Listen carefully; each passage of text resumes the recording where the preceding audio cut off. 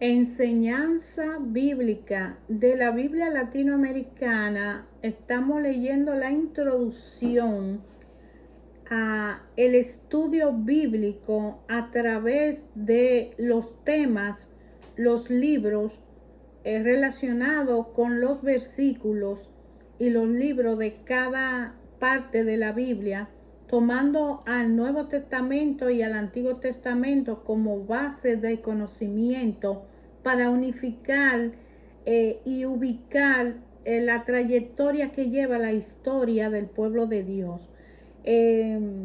Estábamos tratando el tema de la oración en el punto 237. Ahora vamos a tratar el punto de la misión y la evangelización 24, tema 24, en la parte 240.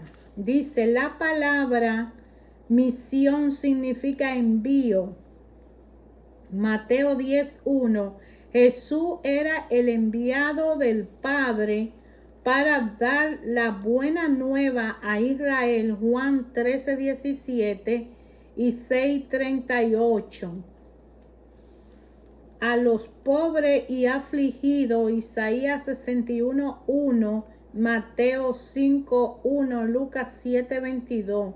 Al dejar esta tierra, Jesús envía a los apóstoles. Juan 20:21 y Mateo 28:19, y los acredita con enseñanza del Espíritu Santo. Marcos 16:17 y Lucas 10:1. Apóstol significa enviado. Lucas 6:13. Después de los 12, la iglesia seguirá enviando a los apóstoles y misioneros. Lucas 5:1. Uno debe ser enviado por la iglesia, lo mismo como los 12 por Cristo. Marcos 13:13 y Hechos 26:16. La tarea misionera es obra común de los apóstoles y del Espíritu Santo. Juan 14:26 y Lucas 24:29. Que dará testimonio junto con ellos. Juan 15:26. El Espíritu anima al apóstol. Primera de Pedro 1:12. Pero luego la palabra del apóstol hace que el Espíritu venga a sus auditores. Quien recibe a los apóstoles recibe al Padre y al Hijo. Lucas 10:16. Los misioneros anuncian el Evangelio. Eso es la buena nueva. En boca de Jesús, la buena nueva significa la llegada del reino de Dios.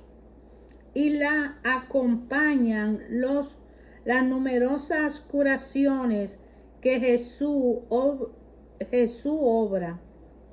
Vea a Mateo 9:31 y Lucas 7:22. En boca de los apóstoles, la buena nueva significa la realización de la promesa de Dios a Israel. Hechos 13:32 es la gracia del perdón y el don del Espíritu. Hechos 2:38. La buena nueva está toda en la venida de Jesús. Mateo 1:1, que nos trae la paz. Hechos 10:36. Para Pablo, el Evangelio es el plan de salvación de Dios para todos los hombres. Romanos 15:9, Efesios 3:6. Su centro es la muerte y resurrección de Jesús. Primera de Corintios 15:1. Es una fuerza que va conquistando el mundo. Romanos 1:16. Colosenses 1:6. La predicación del Evangelio, cuando es una acogida, trae consigo arrepentimiento. Véase Hechos 2:37-38. Y conversión, véase en Mateo 4:17, en Marcos 6:17. El hombre conoce la situación del pecado en que estaba junto con un mundo perdido, Hechos 2:40, y cree en el perdón que Dios le ofrece por Cristo, Hechos 5:31.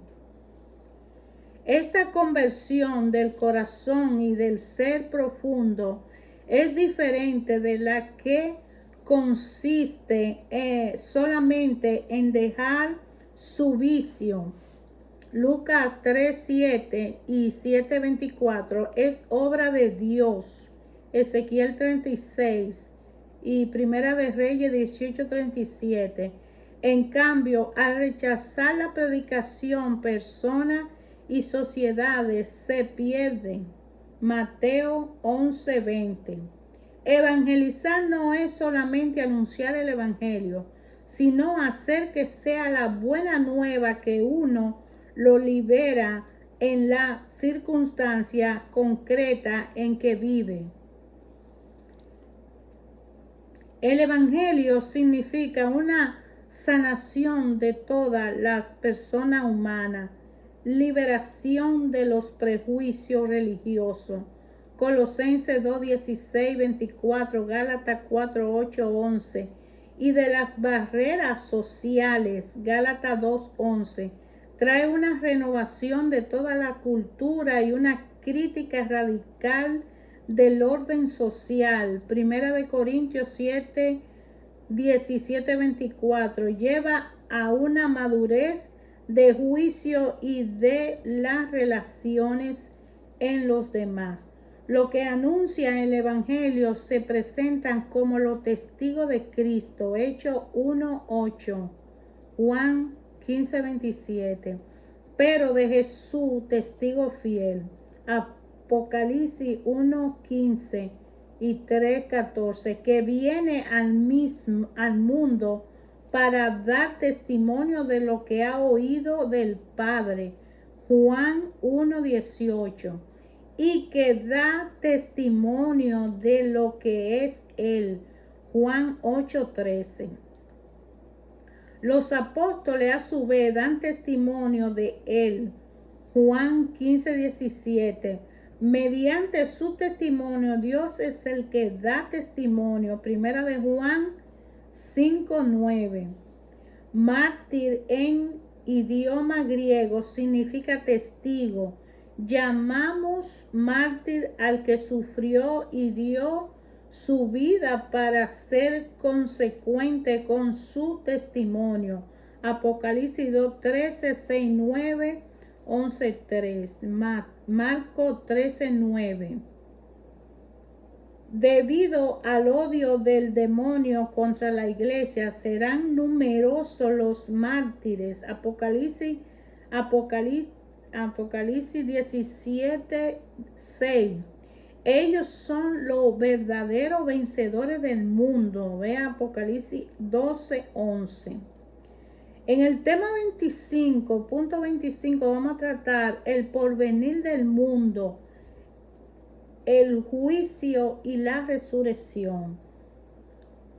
Parte 250 en la enseñanza bíblica dice: el reino de Dios se desarrolla dentro del mundo, obra de Dios como un fenómeno, Mateo 13:33, capaz de transformarlo y de salvarlo, Juan 3:16.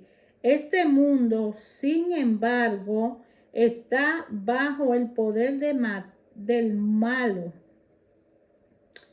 a consecuencia de la caída del hombre que alineó su libertad. Juan 8:13, Romanos 8:18. Jesús al morir ha quitado su poder de alguna manera. Mateo 12:29. Sin embargo, al juzgar según la apariencia, sigue muy influyente, Mateo 16:18, y anima una corriente poderosa que se opone a la verdad y la justicia, Juan 3:19, y que odia más que todo a los testigos de Cristo, Juan 15:18, Mateo 10:16, y su iglesia, Apocalipsis 12:13.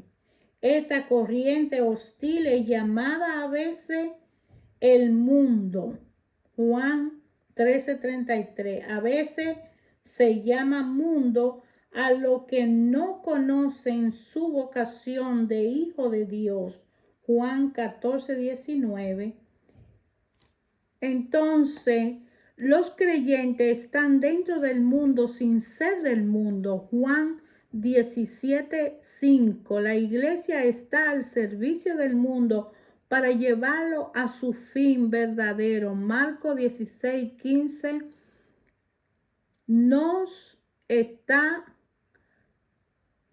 al servicio de los proyectos del mundo, Santiago 4:4, ni de los ideales humanos de felicidad, de justicia y de paz, siempre limitado, de Lucas 12:13 y 12:51, que olvidan la situación real del hombre pecador, Mateo 4:1, y no entienden la salvación mediante la cruz, Mateo 16:23 y Lucas 24:26. Sin embargo, al fijarnos en el Antiguo Testamento, descubrimos una pedagogía divina para que el hombre entienda su vocación divina. Necesita probar los bienes de la tierra y luchar por ideales humanos. Véase Génesis 13:7 y Éxodo 3:16. Pero poco llegando a los ideales limitados que Dios ayuda a purificar poco a poco, llegando a entender el misterio de la cruz. Lucas 24:13. Para su propio crecimiento como para el bien del mundo, el creyente se compromete en la tarea del mundo, Mateo 25:14 y segunda de Tesalónica 3:10. Segunda de Tesalónica 3:10. Con esto se hace cooperador de Cristo, creador, que significa actuando y creando. Génesis 1:28. La iglesia puede esperar tiempo de paz y una irradiación del evangelio, Apocalipsis 21. Su influencia será manifiesta. Instituciones humanas de total clase de cobijación a su sombra, Mateo 13:32. Sin embargo, habrá persecuciones, además de los escándalos dentro de la iglesia, Mateo 13:47. El demonio devorará contra ella las falsas religiones, Apocalipsis 13:11, y los regímenes totalitarios, Apocalipsis 13:2, y a veces dará la impresión de haber vencido, Apocalipsis 11:7. Jesús nos advierte respecto a los conflictos que la iglesia enfrentará, los tiempos futuros, tal vez largo, Mateo 28:20, Lucas 21:24, serán una segunda etapa de la historia sagrada.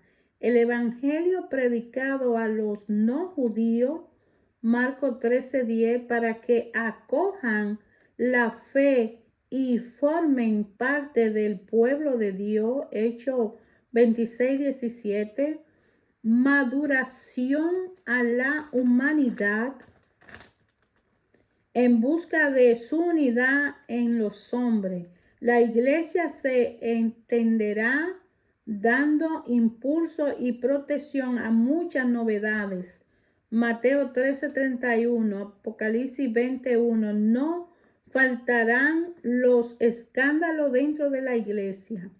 La historia será un continuo juicio de Dios. Apocalipsis 13:18, sobre las naciones, la cultura y la iglesia misma. Apocalipsis 1:3. Todas las contradicciones de nuestra historia serán puestas a la luz. Lucas 2:35.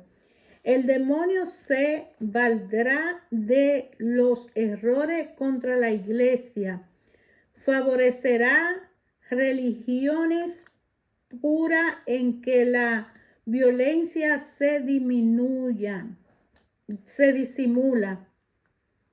En Juan 16:2 podemos ver esto, y en Hechos 22:3-4. Y los sistemas totalitarios parecerá muchas veces que ha sido vencedor. Apocalipsis 11:7. Apocalipsis 11:7. Después de mucha crisis, el mundo estará maduro para un último enfrentamiento. Apostasía de las naciones y venida del anticristo. Segunda Tesalónica 2:3-9, Primera de Juan 2:8. Esto será el preludio de la vuelta de Cristo. Marcos 13:26. Y de la resurrección. Primera de Tesalónica 5:15. Primera de Corintios 15. Estamos esperando un juicio de Dios sobre la historia y una resurrección. No vivimos sino una vez, Lucas 6:27, y nuestra eternidad se juzga toda y en esta vida, Mateo 13:36. ¿Cuál será nuestra existencia después de la resurrección? Ver a Lucas 20:27. Compartiremos la gloria de Dios, Romanos 8:17. Verlo y animarlo como Él se ama y se ve a sí mismo, y ser con Él un solo espíritu. Primera de Corintios 6:17. Juan 3:2. Jesús nuestra, que es vida en Dios, tiene un aspecto comunitario. Mateo 22:25. Lucas 22:30. Plenitud del universo inmenso en la gloria de Dios. Romanos 8:21-23. ¿Acaso los maestros están sin vida, algunos antes de la resurrección? La duda queda en el Antiguo Testamento. El Nuevo habla claramente al respecto. Lucas 23:43. Segunda de Corintios 5:8. La Biblia afirma repetidamente que algunos van con toda su voluntad a una perdición definitiva. Esta existencia fuera de Dios y para siempre es comparada con el suplicio del fuego. Mateo 13:30. Lucas 16:23. Ninguno se acercará a Dios sin haber sido purificado de todo pecado e impureza. La iglesia siempre afirmó que una purificación se da en el momento de la muerte e incluso después para todo aquello que se quedaron apegados a sus imperfecciones y deseos humanos. Primera de Corintios 3:15. En el Antiguo Testamento, 18 siglos antes de Cristo, alguna tribu nómada abandonan Caldea con su rebaño para establecerse en Egipto. Entre esta tribu y clanes nómadas hay un cierto número de familias cuyo jefe es Abraham. Para Abraham, personaje completamente insignificante desde el punto de vista de la historia, esta emigración obligada va unida a una gran esperanza. Dios lo había llamado y prometido una recompensa extraordinaria. Abraham, todas las naciones de la tierra serán tuyas.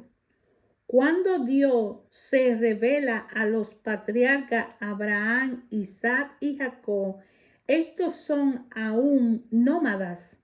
Comparten con los demás nómadas una religión simple hecha de apego al Dios de su padre y de veneración de un cierto número de pequeños ídolos familiares.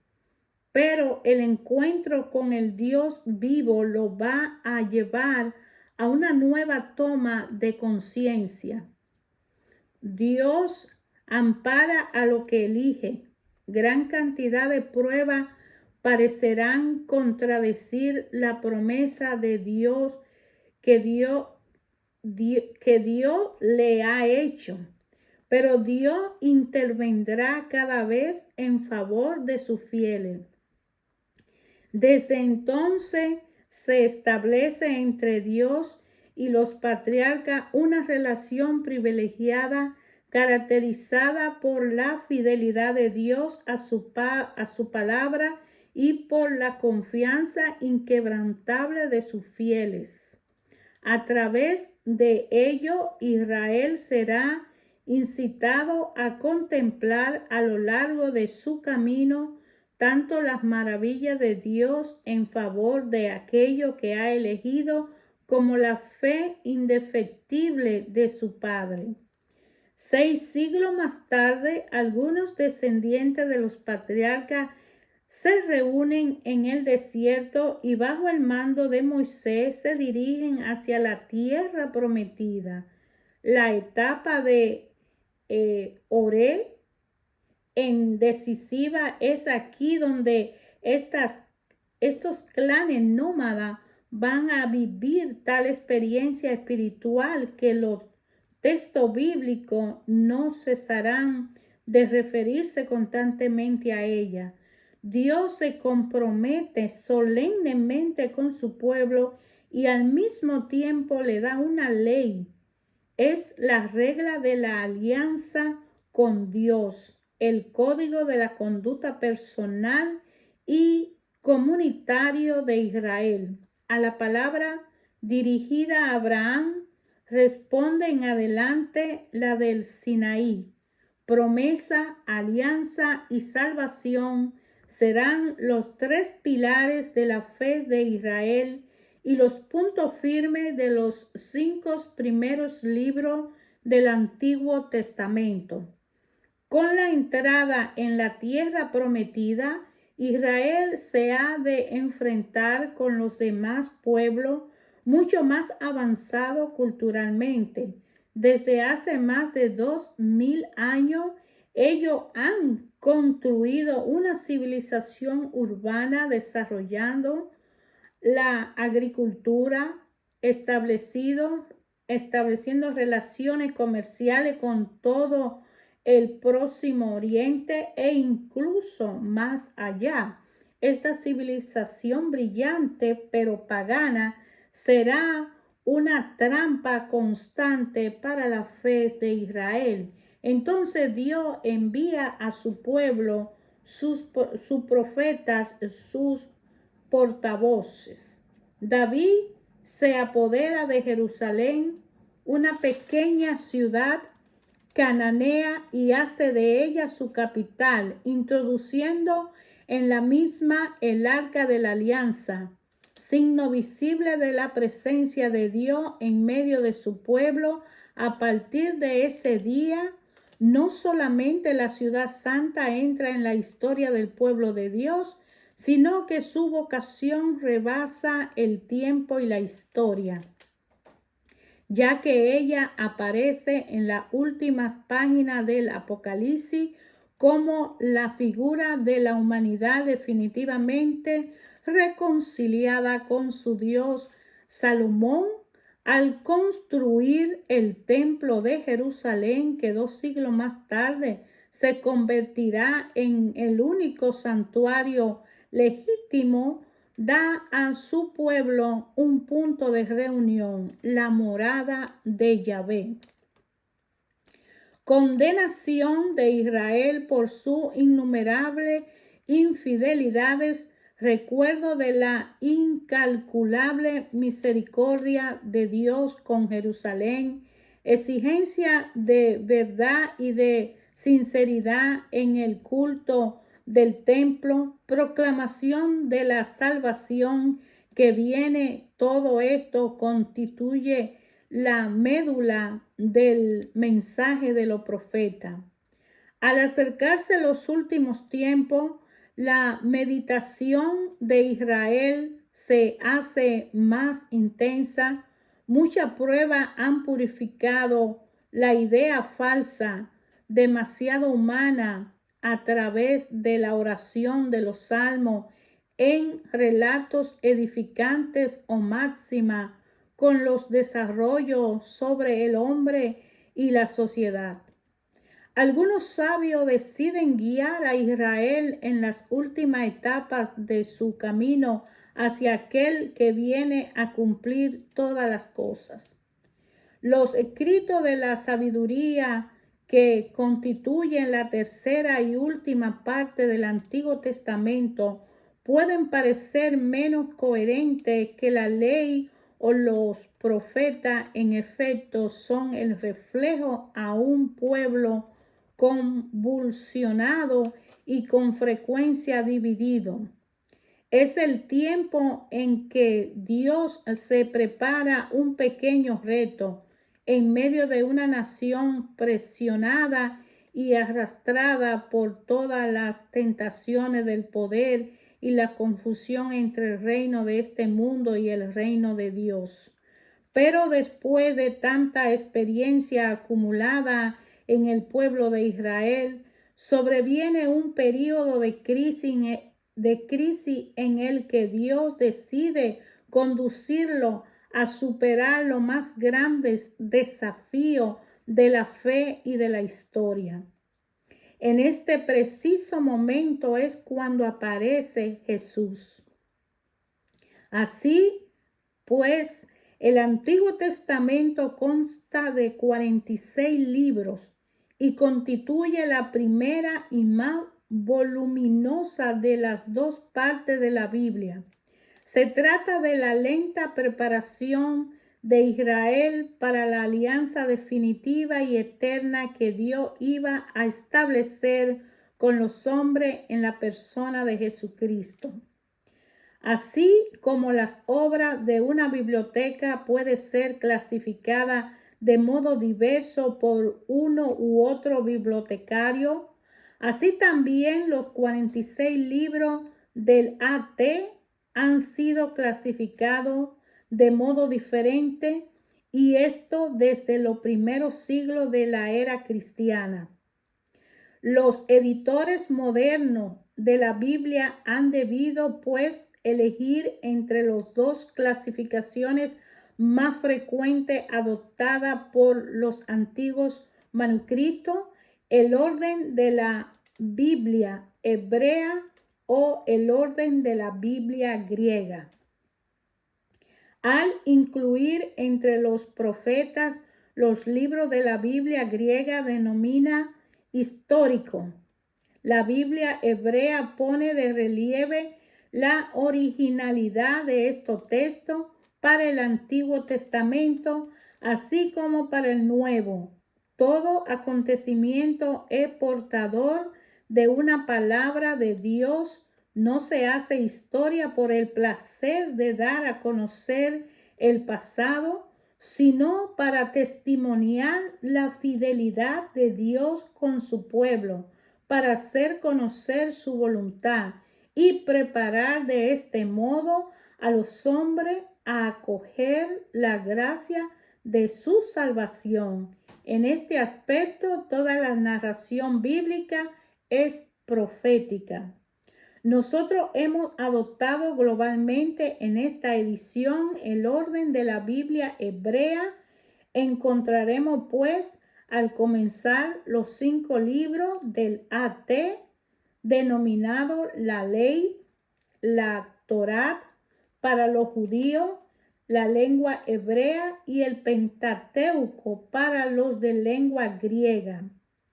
En ello vemos a Dios actuando en la historia humana para liberar a su pueblo que quiere hacer suyo, incluyendo este pueblo y dando sentido a su historia.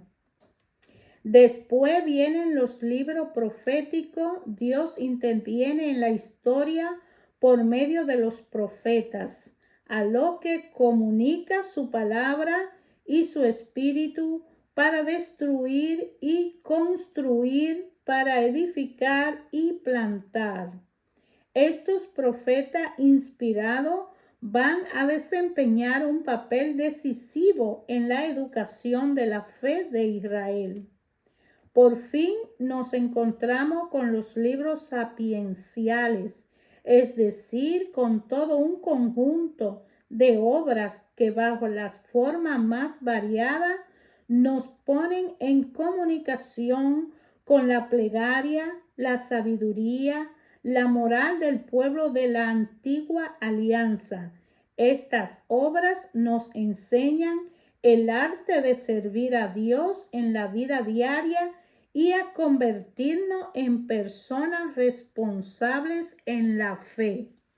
Hermanos, la enseñanza bíblica a través de la Biblia latinoamericana en el Antiguo Testamento nos está llevando al conocimiento del origen de la creación de la historia del pueblo de Dios.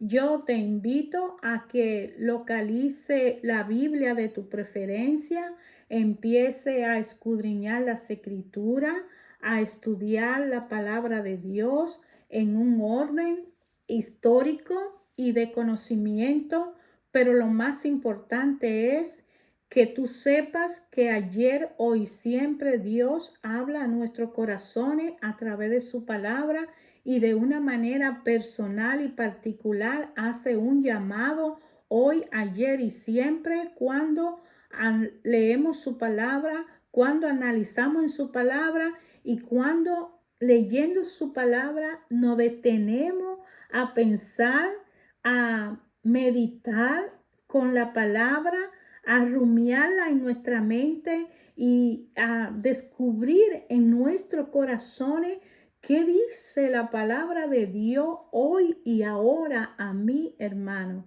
Te invito a descubrir qué te dice la palabra de Dios a ti cuando tú la lees.